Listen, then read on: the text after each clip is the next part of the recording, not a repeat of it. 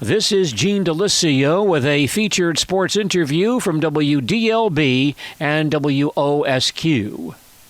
Art Feldman spent his entire education career in the Owen-Withee School District, joining the staff as a teacher in 1957. He later served as junior high and elementary principal, high school athletic director, and commissioner of the Cloverbot Conference. Art also served as the head football coach at Owen-Withee between 1961 and 1963, and boys basketball coach from 1961 to 1966. We had the chance to visit with Art Feldman in 2016 to discuss his coaching and teaching career. I went to high school and grew up in Waniwak, a small town south of here. It's a little bit west of Boston. Most people know where Boston is. And I graduated from Waniwak High School in '53 and went to UW Stevens Point, the Central State then, and graduated from there in '57. Mm-hmm. And were there some influences that you had in high school, some coaches or some sports participation that you had that directed you into a career of education in athletics? Yes, I had some really good teachers in high school, and I guess I was the first one to go to college from my family. I had two older sisters, but neither one went to college. So I don't know, one day I decided I think I'll go to college. You know, the professional people I really knew about at that time were teachers. Mm-hmm. So I said, well, I think I'll be a teacher. Mm-hmm.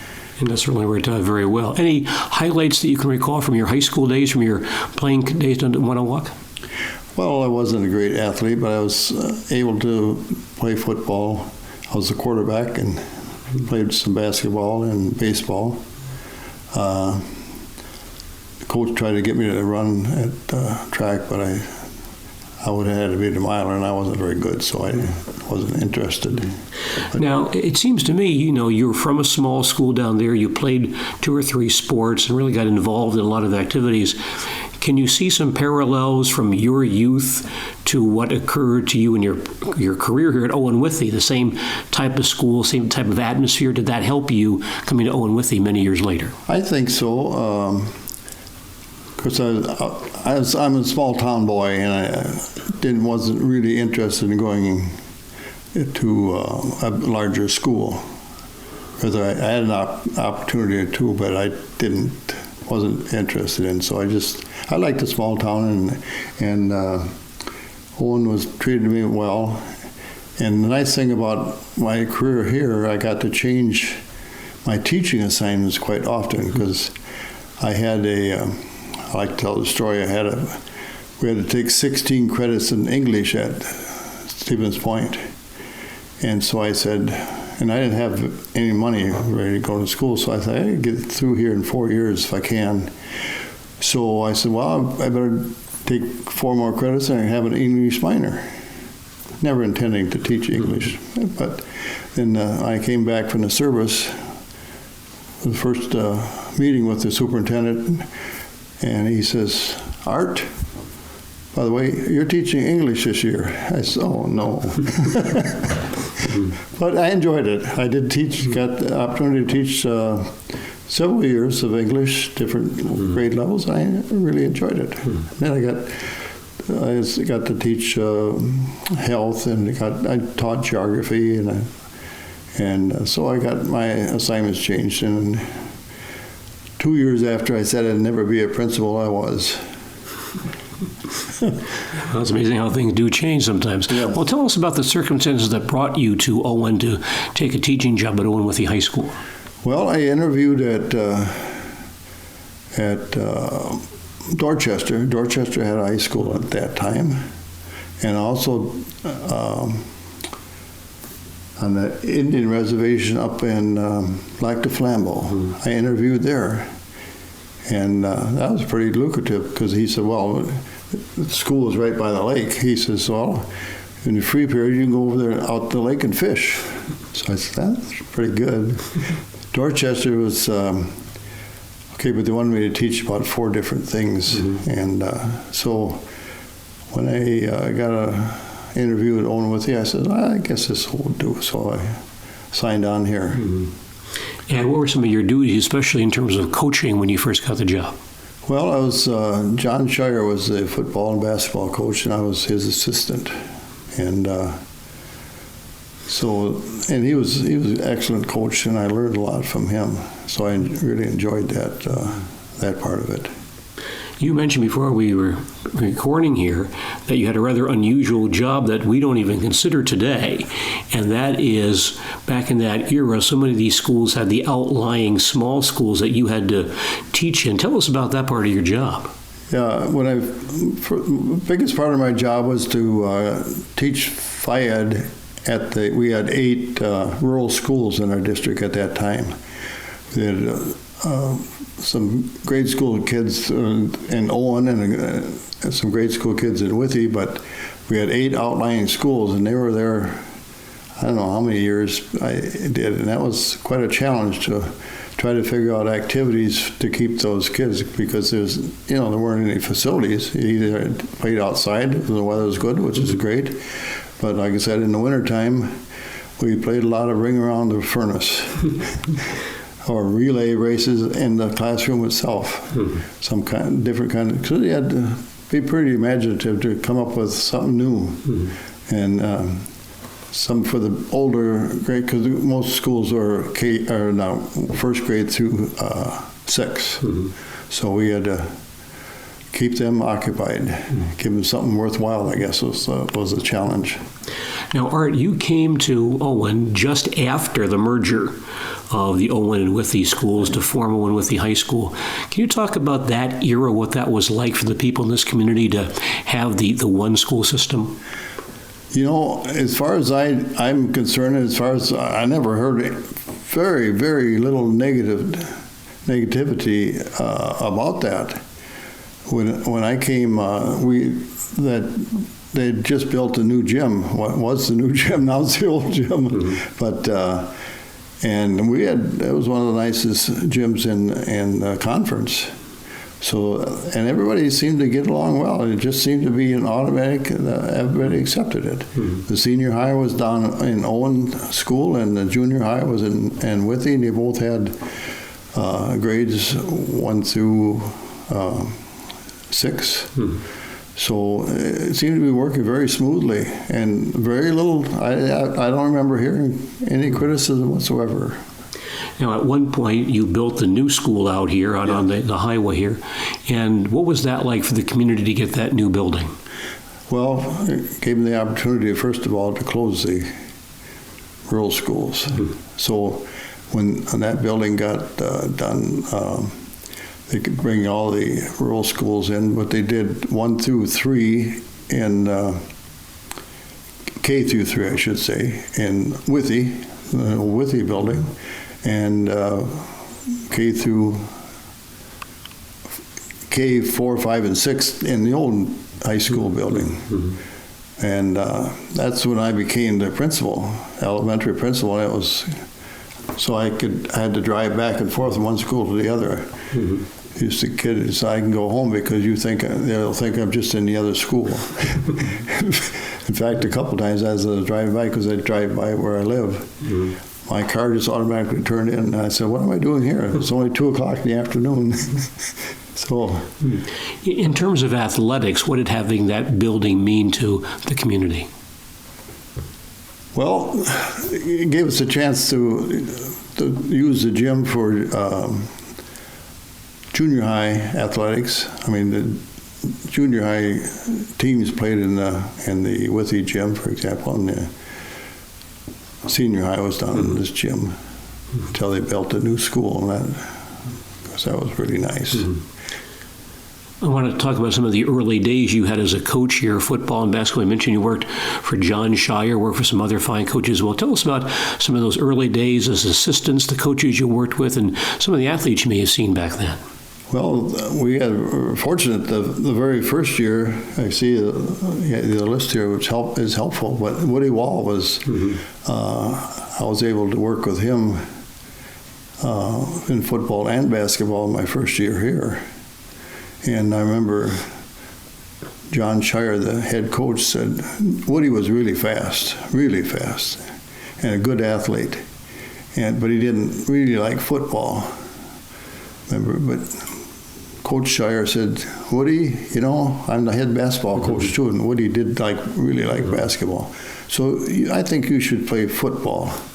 And of course, he's a good football player too, because he was so fast he could outrun almost anybody.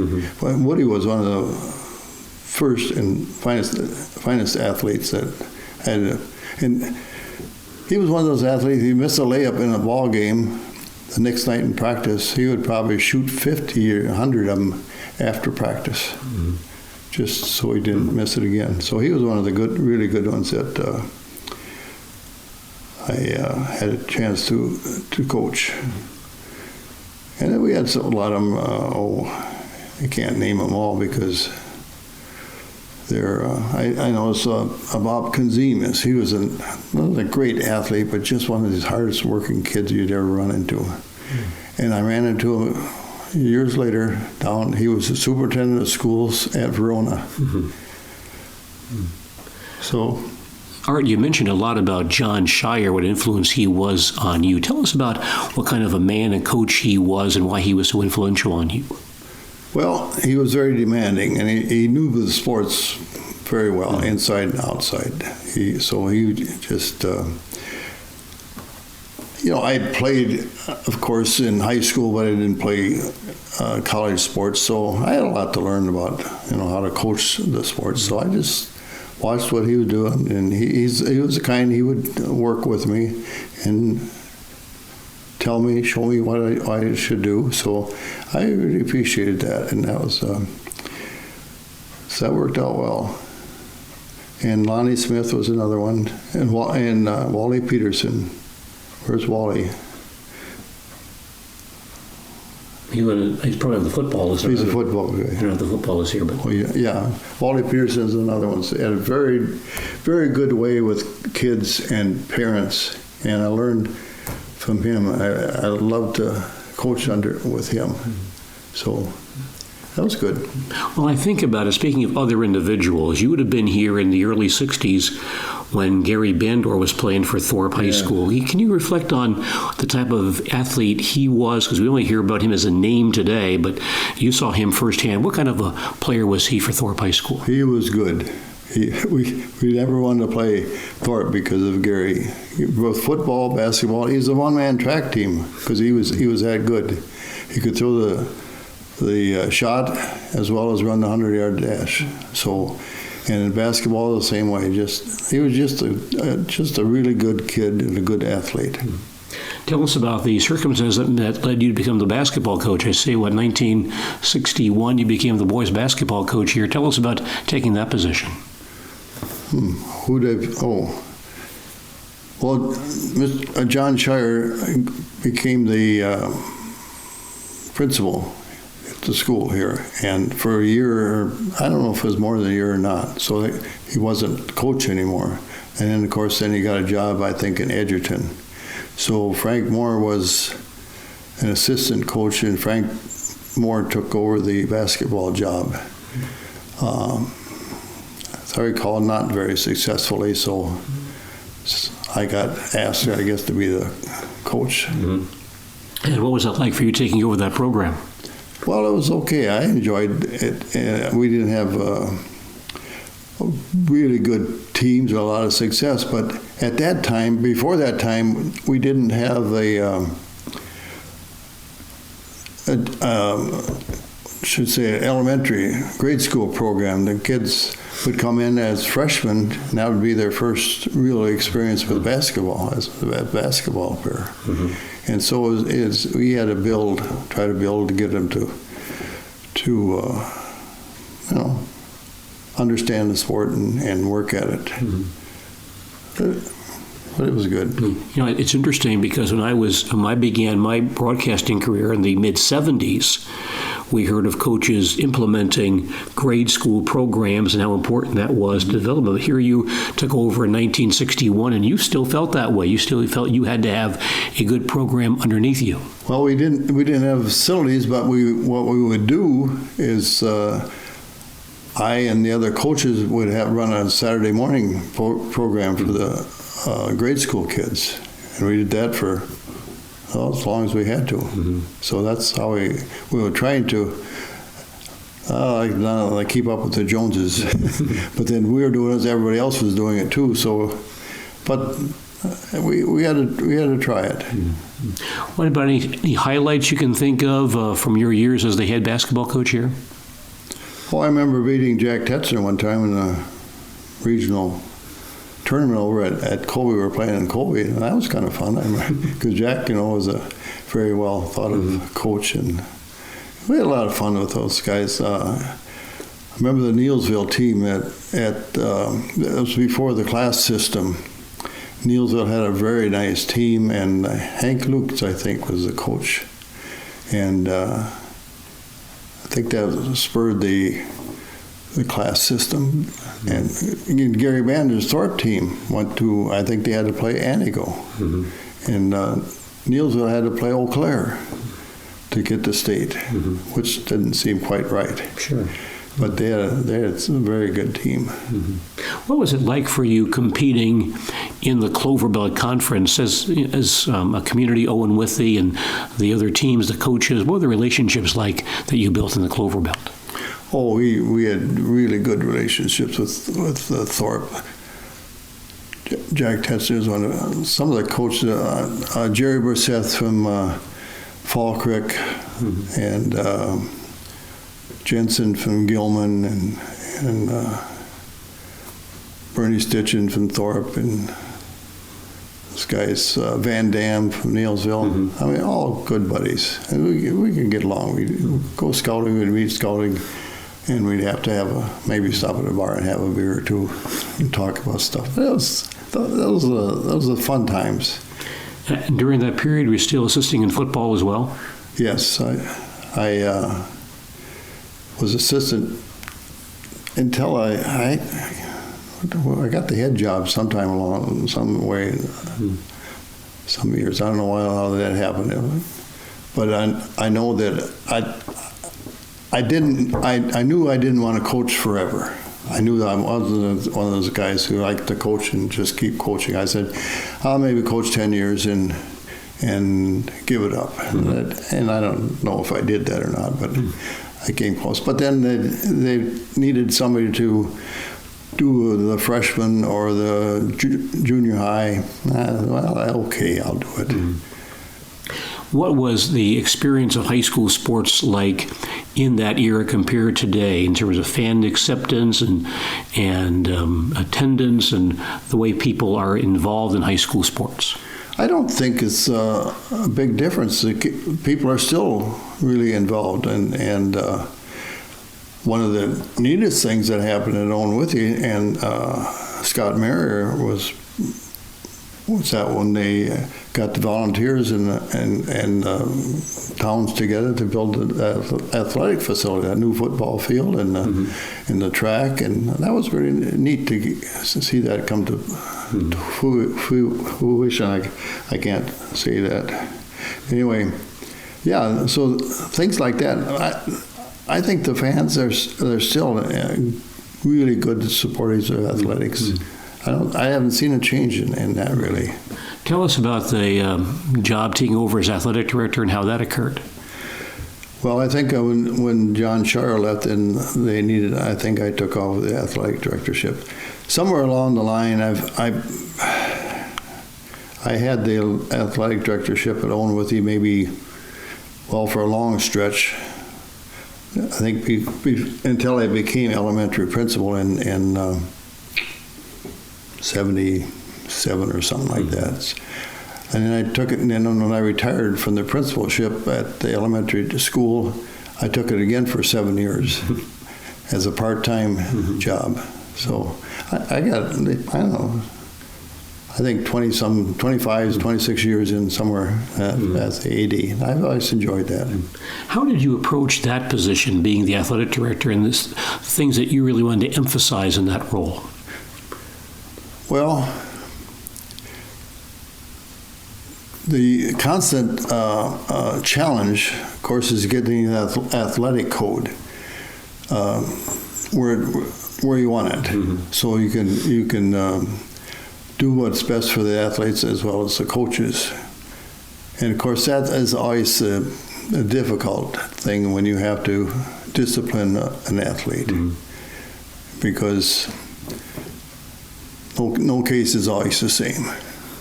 I mean, you can write it in the book and you got an athletic code book, but every case doesn't fit. So that's a difficult part. But I enjoyed the rest of it as far as working with officials and equipment and stuff like that. We just tried to always do what was best. Were there some things you attempted to do as athletic director to help your programs grow and be more successful? Well, like I say, we just tried to always get the best equipment we could for the kids with the money that we had. Years ago, you didn't have to requisition everything. The salesmen from the sporting goods companies would stop in and, I need 2 basketballs, or I need a new helmet this size and stuff like that. You could do that. And of course, that all went away before too long, where you had to requisition everything before the season, and every spring, I guess you'd say. So that was a challenge to make sure you got everything right. And then work with all the coaches. Yeah, so it's if you had to hire the officials for non-conference, well, I guess we did early. We hired them for everything, for the conference games as well as non-conference games. Because when that quit, in fact, I was responsible for that quitting, because I became conference commissioner, the first one for the Clover Belt Conference. And then I hired the officials for everybody. So that part of it went away. And I learned very quickly that the officials are always a whole lot better if you win. I learned that immediately. That if you lose a tough ball game by 2 points, the officials were terrible. Can you talk, Art, about some of the coaches that you've seen in football and basketball following your coaching tenure, or that maybe worked for you as athletic director? Oh yeah, we had lots of good coaches, and I remember Kurt Vanderstoep was the basketball coach, and I don't remember who the superintendent was at the time, but Kurt wasn't a very tall person either, and he says, I only got the job because I'm short. So the superintendent thought I'd be really a feisty coach, and he was a good coach. In fact, he's still friends with Kurt. And some other good, Jerry Lynch was a great fellow and a good coach. And Scott Marrier did a very nice job for us. He, under trying circumstances, Kurt had unfortunately, as a group of parents, nice people, but they thought another guy should have gotten the job, and unbeknownst to them, that other person didn't even apply. But so we hired Kurt, but they were kind of after him. Jerry Runis was a fine coach to work with, and Lonnie Smith. I can't say many. Everybody tried to do their very best. How about in football? You had Virgil Ilke here for many years. Tell us about Virgil. Virgil's a guy, nice guy, and I thought he's a great coach. And in fact, Virgil, when we went to Partyville, and we golfed every summer for years. In fact, this is the first summer we didn't, because I couldn't golf. But Virgil was a very good coach, and I enjoyed working with him. After Virgil left, you brought in Terry Laube as the football coach. And of course, since Terry's been here, there's been tremendous success in the football program. I'm not sure how much you had to do with his hiring. You can take all the credit if you'd like. But tell us about Terry's hiring and what the people here at Owen saw in him to give him that responsibility.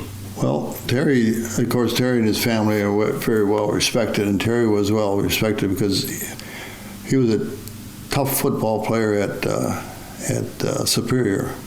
And of course, the high school, everybody knew him when he played here. He was a very good player. So I don't think that I had much to do with his hiring. I might have had, I can't even remember. But you gotta respect Terry. He's had a wonderful success, and he's a great coach. I've said for many years, I wish he had more kids out for football. I don't think he'd ever have a losing season. He doesn't have one anyway, but he would go to state more than 3 times if he had more kids to work with, because his teams always improve as they go along. I sometimes said, I think he works them too hard, but they can't knock success. So I had to keep my mouth shut. How about, Art, something you've seen during your tenure, and that is the growth of girls' sports on the high school level. Talk about how you've seen that grow over the years. Well, we got to give one person credit for that, and that's Al Goodman, of course. Al came here, I don't know, a long time ago. In fact, he was a student teacher under me before he came here. But so then the opening came and he came back, he has a philosophy that, and especially not so apparent anymore, but when he first came here, see, girls weren't supposed to be able to run. Well, he didn't subscribe to that philosophy. His philosophy is they can run just as well as the boys. And he won a lot of games when he's here early because of that philosophy. He ran other teams off the floor in the 4th quarter because his girls were in better shape. He won a lot of games that with the other team had more talent, but he just outrun them. So Al Goodman, I don't know, obviously, he's got 700 and some wins. That's pretty good. How about the way the other sports, the entire girls' picture has evolved over the years, so that it's not only in basketball, but track, cross country, softball, everything else, volleyball has become such an integral part of the community. It is. We haven't had a lot of success. We had success with volleyball a few years ago with Al Gerlitz had the program, but girls softball, although we have lots of numbers out, they struggle, have struggled for years. But girls track has been pretty good, and participation has been good. But I guess I don't know if the success that the girls basketball program has had as an asset or a deterrent to the other girls sports. Pretty tough to keep up to that, the standard that they've set. You were saying earlier, and I've heard this from so many other people, not only yourself, about one thing that they really are concerned about is the specialization in athletics. Can you comment on that and some things that concern you there? Yeah, I'm concerned when I hear about club volleyball taking place that's all winter long with basketball. Is taking that concerns me. Or in club basketball, all the sports are doing it, and I just have a problem. I just wish they would. I like 3 sports or 2 or 3 sport athletes myself. I really do. Well, now you've been around here coaching and administrating for over 50 years. Have you seen a great deal of change in high school student athletes, or are they much the same as they were when you first came here? Oh, I think they're better. I think they're, like say, they're faster and probably get better nutrition and better care, but there isn't that much difference. They're good athletes. Were good athletes when I first came here, and there's good athletes. There's good, we had some really nice athletes. But one thing that strikes me is that, and this may not be pertain here as much as it would to some other places, like say Marshfield, but from the late 1950s and early 60s to today, there's been a change in terms of rural demographics. You probably have in many of these communities fewer farm kids than you did back in 1959 or 1960. Has that affected Owen-Withee at all, and has there been a change because of that in the way athletics or the school has been run? Well, I think the big change, as we mentioned earlier, is just the fact that there are fewer kids that we have to draw from because of the fact that there aren't very many farm kids. I mean, Owen-Withee used to run 18 or 19 buses. Now I think we're down to 7 or 8.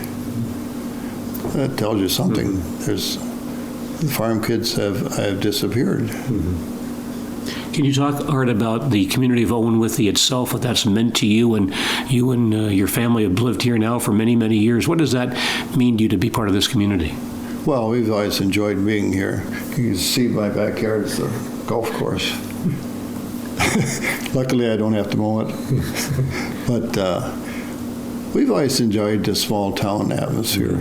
My wife is from Greenwood, and so we've always enjoyed being here and have really no desire to move. As you look back now on your tenure here at Owen-Withee, anything that really strikes you, any major highlights, things that you really have been proud of over the years? Well, yeah, I really proud of the fact that I was named a National Distinguished Principal in '84, I think. And my wife and I were state foster parents for Wisconsin. Can't remember the year. So yeah, I've had lots of honors. My wife and I have had things that we're proud of, and we've been, I don't know, I haven't counted them, but I think we took in somewhere near 30 foster children. In fact, we adopted one. And so that was good. Anything else that you'd like to add about your career here at Owen-Withee? Well, I've always enjoyed it, and I try to do a good job because, well, some of the people have told me this, so I suppose I can say it's that if something needed to be done and they asked me to do it, I did it. Longtime Owen-Withee teacher, coach, and administrator Art Feldman, who passed away in November of 2021 at the age of 85. This is Gene DeLisio reporting for WDLB and WOSQ Sports.